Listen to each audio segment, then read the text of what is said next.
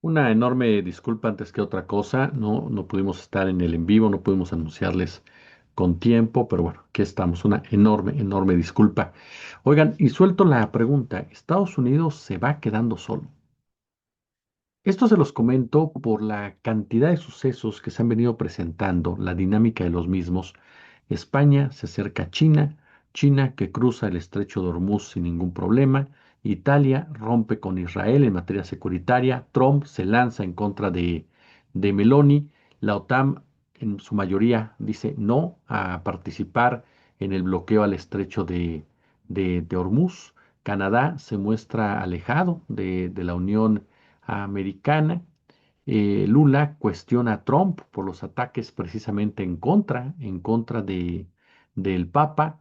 El Papa reta abiertamente a Trump con su respuesta, diciéndole no te tengo ningún temor a tu administración. Y muchos otros datos que ahorita vamos a estar comentando con ustedes, incluso el propio Donald Trump, quien habla, ¿no? de poderse sentar a la mesa nuevamente con Irán. Eh, Durante muchos años ha discutido el final del imperialismo estadounidense. Yo siempre he diferido cuando me dicen es que desde hace 20 años se cantó. Yo siempre he dicho, bueno, es que hace 20 años no había ningún sustento para ello, en realidad, ¿no? Incluso hace 20 años, pues Estados Unidos gozaba de cabal salud. Tal vez no en el aspecto ético, en el aspecto moral, pero realmente nunca fueron parte de sus principios o de sus virtudes, ¿no? Incluso su comportamiento era todo lo contrario para consolidar cada una de las herramientas que le permitía ser día tras día más y más injerencista.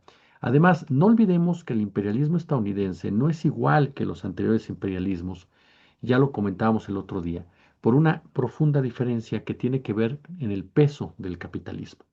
Este es un imperio capitalista y capitalista Gore, capitalismo Gore, no sangriento, depredador en muchos sentidos y que desde un principio diversos estudiosos, investigaciones, documentos, hablaban de que quería durar un siglo, es decir, 100 años, de 1945, 46, que es una de las fechas que algunos ubican como el posicionamiento de Estados Unidos como el imperio, no como el hegemón, aun y cuando estaba presente la Unión Soviética en un mundo bipolar, ahí existía el imperialismo norteamericano basado en este sistema financiero de gobierno que le menciono y que la intención es llegar hasta 2050, ¿no? Que esa es la intención y que por eso incluso estamos viendo una tercera etapa de ese imperialismo basado en este concepto que se ha manejado desde hace muchos años y que aquí lo hemos planteado, de que el sistema se reconfigura, ¿no? Incluso sacrificando a los suyos para seguir funcionando. Y eso parecería en el caso de Donald Trump, ¿no? Un personaje que fue el idóneo en su momento para hacer lo que ha estado haciendo. Provocaciones, agresiones, eh, brutalidades, rompimiento de reglas, rompimiento de acuerdos, este, una campaña constante, constante, ¿no? En contra de sus enemigos, decisiones arbitrarias en materia financiera que rompen todos los paradigmas impuestos por los propios Estados Unidos, el resquebrajamiento de un gobierno mundial que fue creado por los intereses emanados de Washington o hablando del rostro de la corporación supremacista que es la Unión Americana, en donde tenemos al complejo militar industrial, en donde tenemos a los tecnofeudales, en donde tenemos, por supuesto, a los nazi sionistas. Y que estamos en esa etapa, ¿no?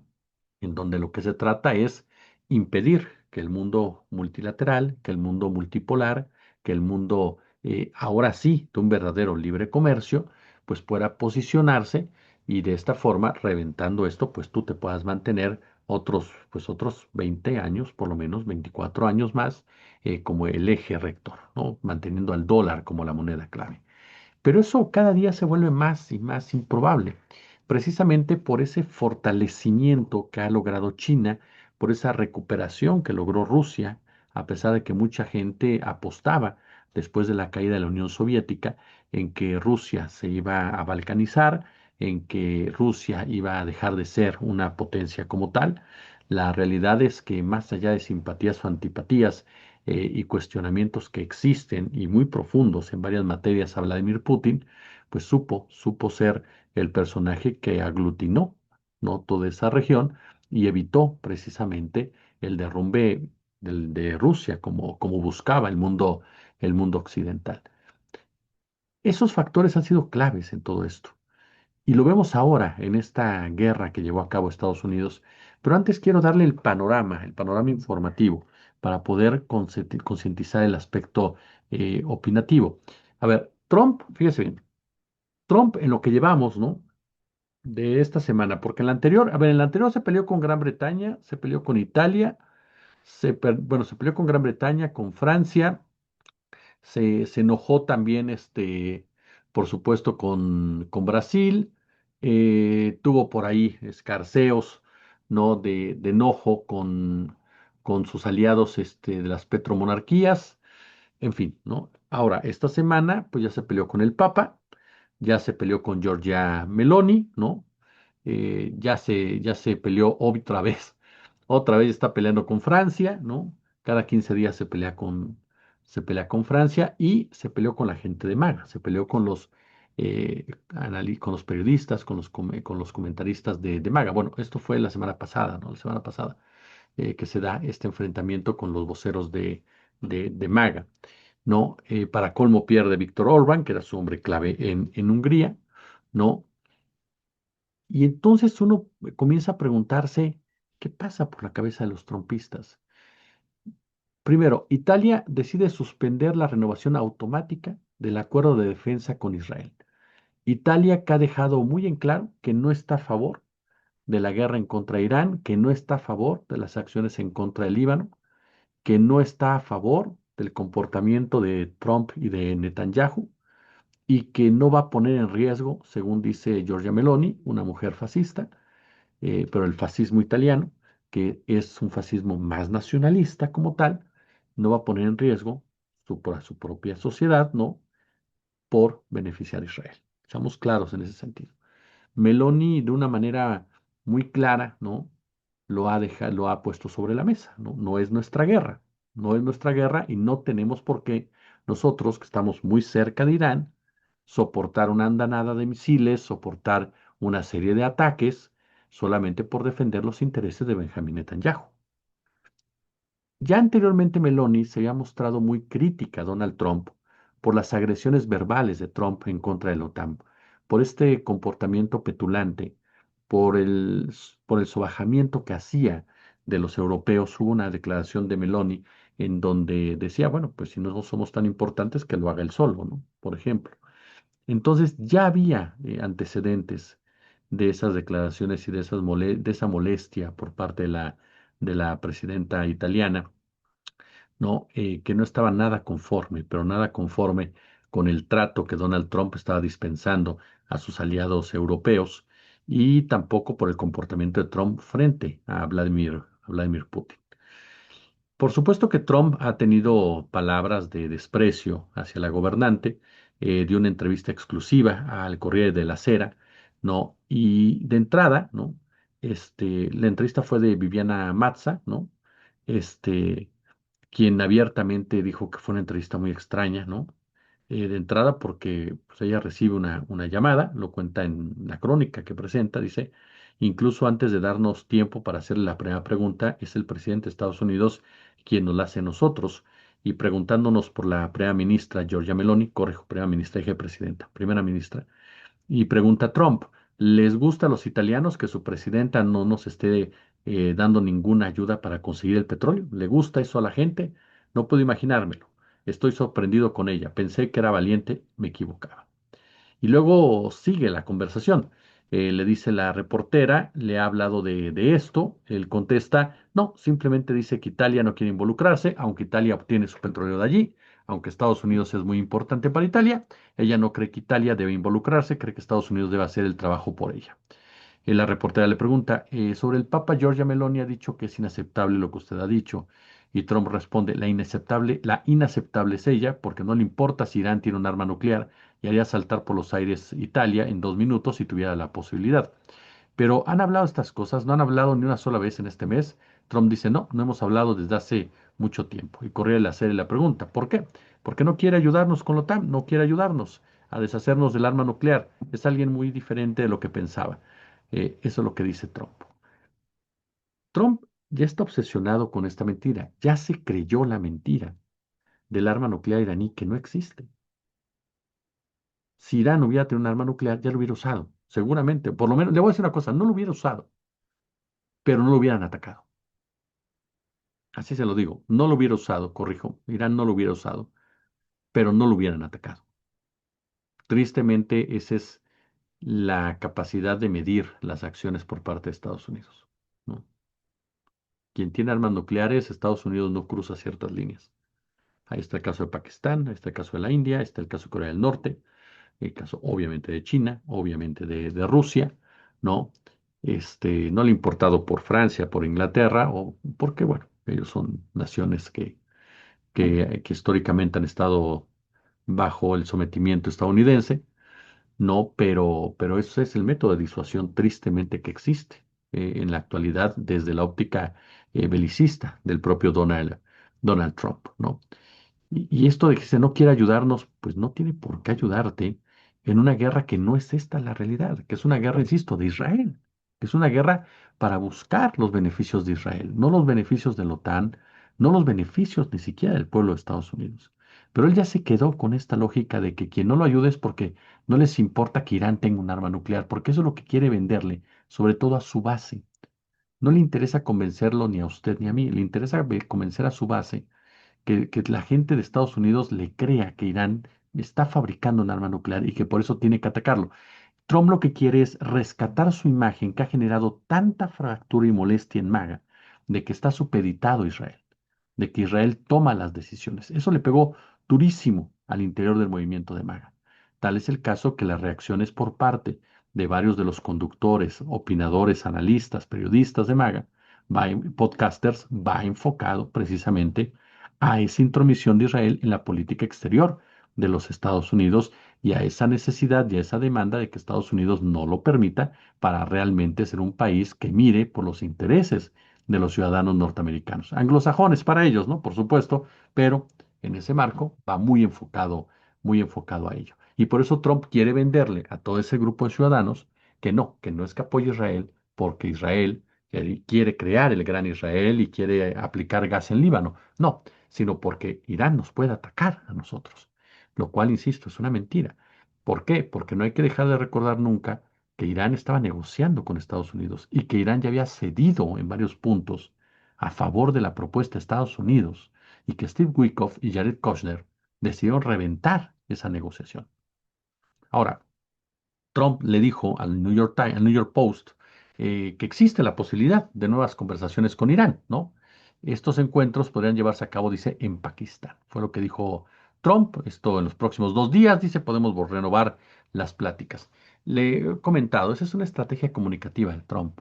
Es una estrategia de un personaje que le habla a la base en una cosa, le habla a otros por acá y juega mucho con esas declaraciones porque sabe el peso de las mismas. Pero también es una muestra de un Trump que él lo sabe perfectamente. Ahorita lo vamos a analizar, si me da usted la oportunidad. Él sabe muy bien, ¿no?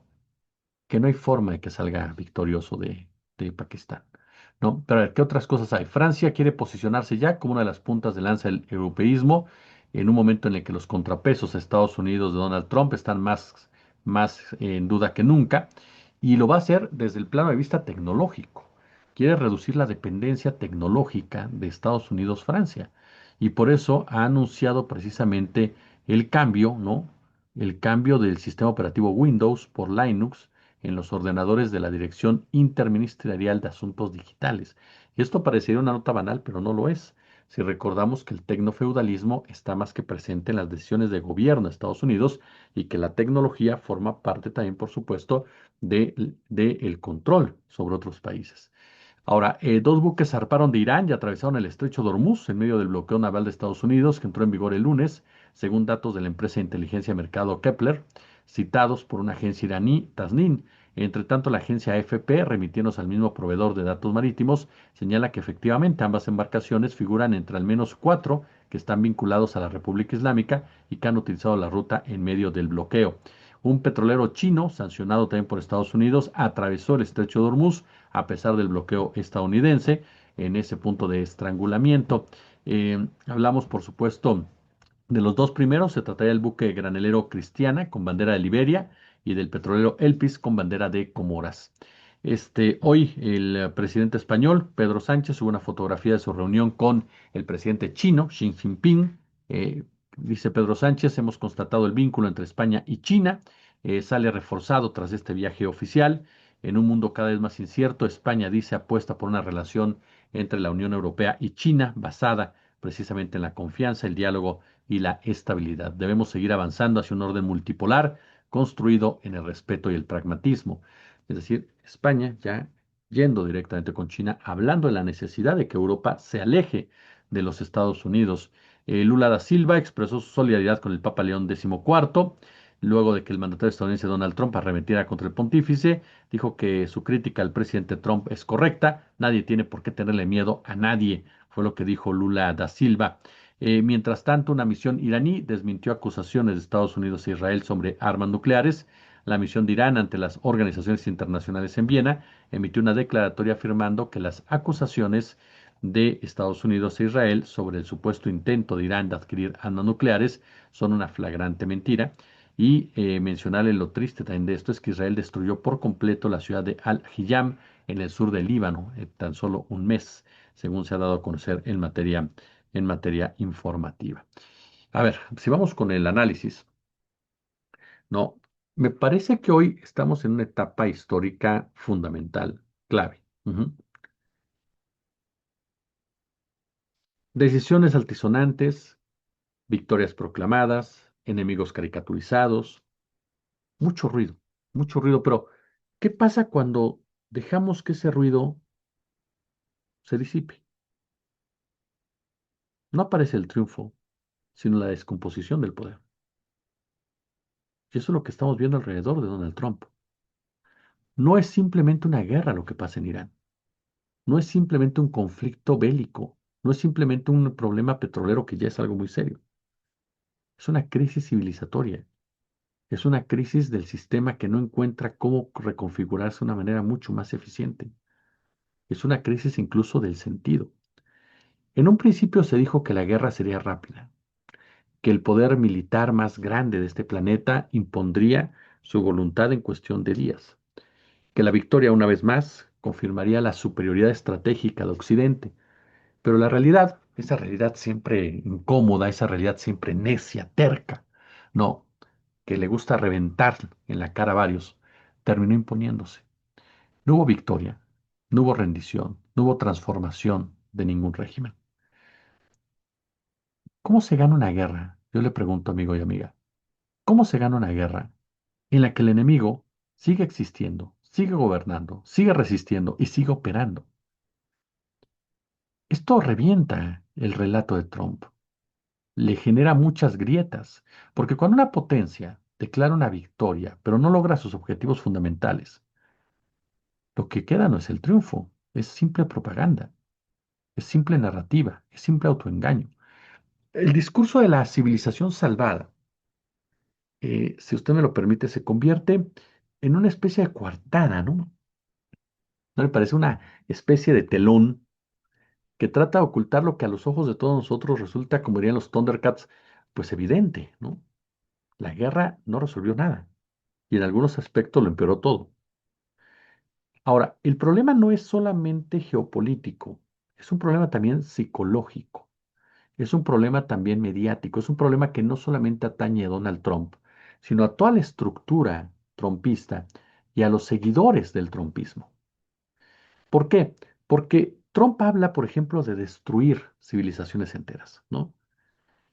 Trump no está, como dicen los analistas, pues no está dando una estrategia, ajá, está hablando de una escalada. Y cuando esa escalada no le funciona, revela una forma de entender el mundo en donde el poder sustituye a la razón, en donde el poder sustituye a la ley, donde la fuerza es precisamente todo el argumento y donde entonces la realidad sí o sí, le guste o no, tiene que adaptarse al ego de las personas.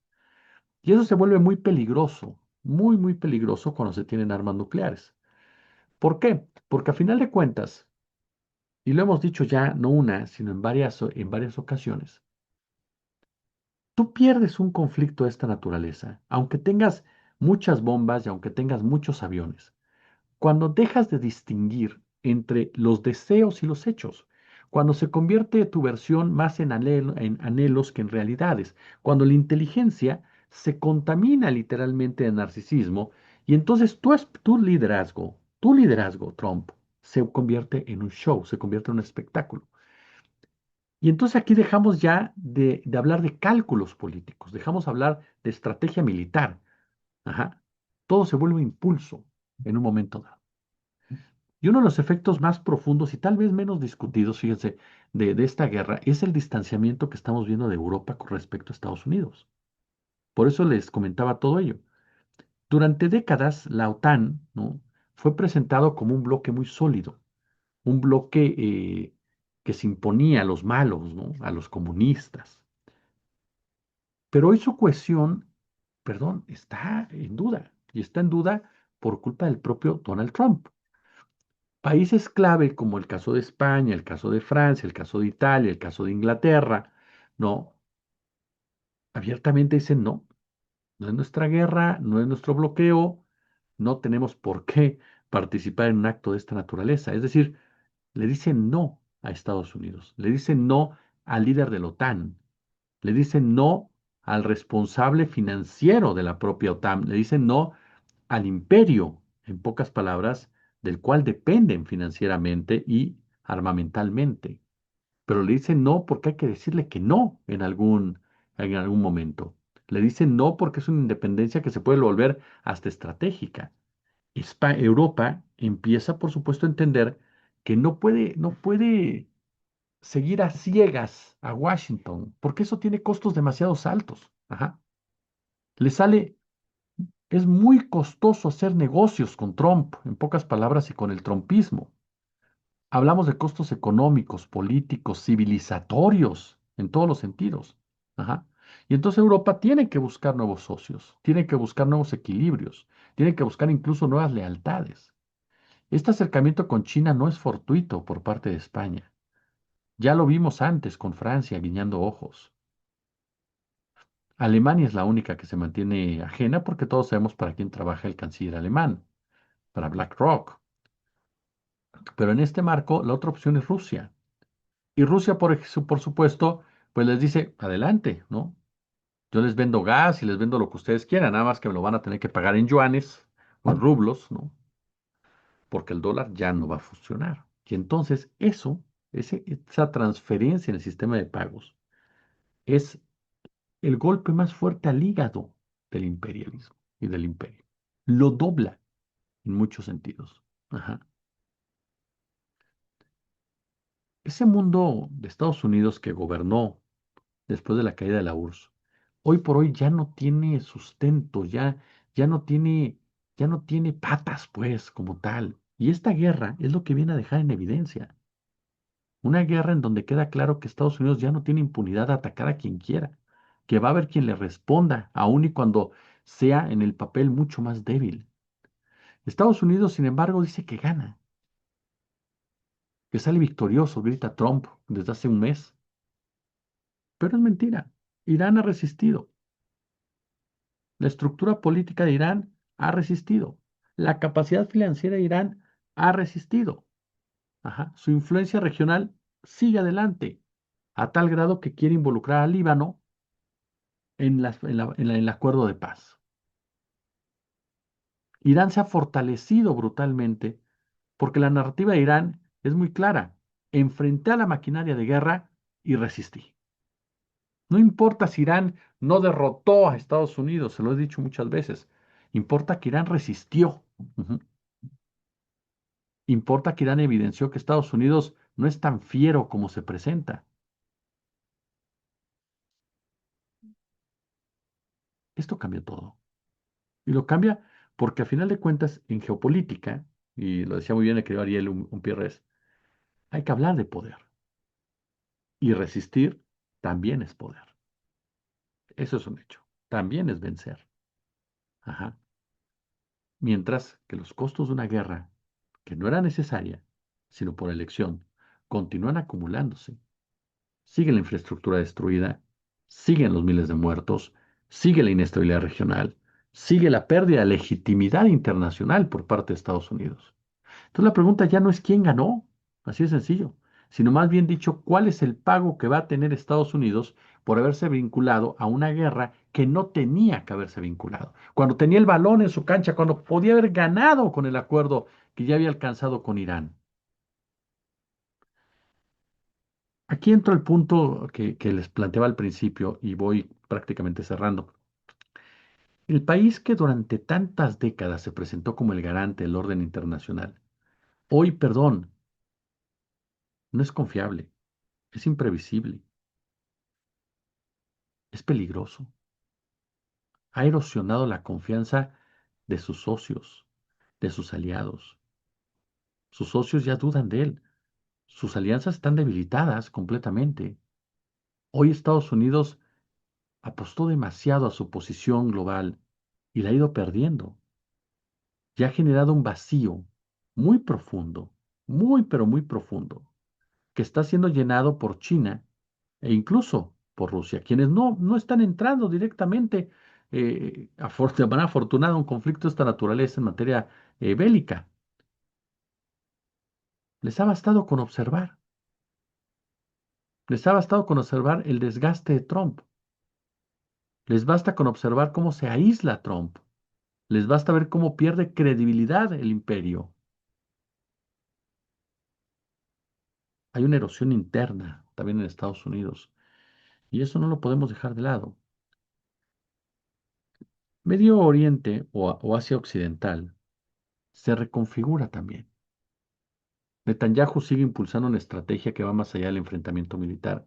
Busca redibujar el equilibrio político mediante una combinación de violencia, negociación selectiva, eh, golpear fuerte, imponer condiciones, aplicar Gaza, el método Gaza en el Líbano. Y ahí es donde hay que tener cuidado. Normalizar la destrucción como herramienta política es algo sumamente grave. Ujú. Es algo que no se puede permitir. Por eso está bien que Irán diga, a ver, si vamos a tener un acuerdo de paz, si vamos a tener un acuerdo real, no puede ser ujú, sin el Líbano. Francia, varias naciones han dicho efectivamente, el Líbano tiene que ser incluido en este acuerdo de paz. No hay más. Ajá, claro que tiene que ser incluido. Entonces el mundo comienza a decirle a Trump, por aquí no es. Ajá. Pero no perdamos de vista algo, la perversidad de Israel. Yo se los decía em, en otros días, en otras oportunidades, ¿no? Israel ha llevado a cabo diversos acontecimientos que han confirmado que esta escalada militar estaba coordinada con pasos políticos paralelos, en concreto un intento de separar la vía de la negociación entre Irán y Estados Unidos y en Pakistán de la guerra contra el Líbano. Esa separación obviamente no es una decisión técnica, es el punto central de la actual lucha estratégica. ¿Por qué? Porque mientras los ataques de Israel siguieran cayendo en Líbano, Netanyahu anunciaba que había ordenado a su gobierno iniciar conversaciones directas con el Líbano e insistió en que estas negociaciones se debían centrar en desmantelar a Hezbollah y establecer una relación pacífica. El tema es que Irán dice no, que no tenemos por qué caer en eso. Lo mismo que en Yemen. Hay que legitimar la resistencia como tal, porque si la resistencia cae, entonces Israel va a seguir avanzando. Ujú. Esta postura de Netanyahu no vino de la nada. Se produce, por supuesto, con una necesidad después de todas estas oleadas mortíferas en contra del Líbano. Y también se presta porque el actual gobierno del Líbano, instalado en Beirut, es un gobierno más pro-occidental, ¿no? Es de Nawaf Salam, ¿no? Ese primer ministro es un hombre más tirado a Occidente, es un hombre que finge tratar de llegar a acuerdos por la paz, cuando en realidad es más entreguista a ciertos intereses y por eso hay muchos que lo han estado criticando por ese acercamiento con Israel mientras Israel lo sigue bombardeando. Y aquí no podemos dejar de lado que Israel, si conquista el sur del Líbano, si logra instalarse en esa zona, tarde que temprano volverá a atacar Irán, ¿eh? O sea, no es un asunto de pitonizos, es parte de una estrategia como tal. El principal obstáculo ahorita es esa postura de Irán, que ha sido respaldada por algunos países de Europa, de que el Líbano tiene que participar en estos acuerdos, tiene que ser parte precisamente de estos acuerdos.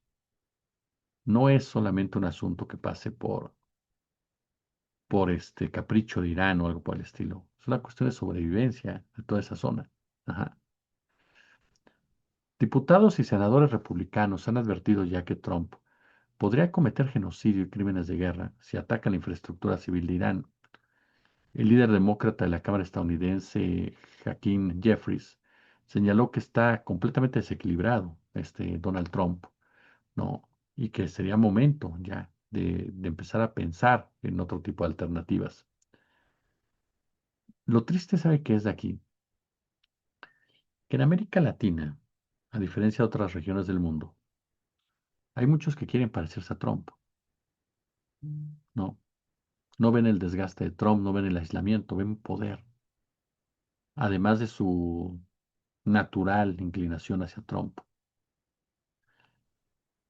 Mientras él sigue con estos discursos de victoria, ¿no?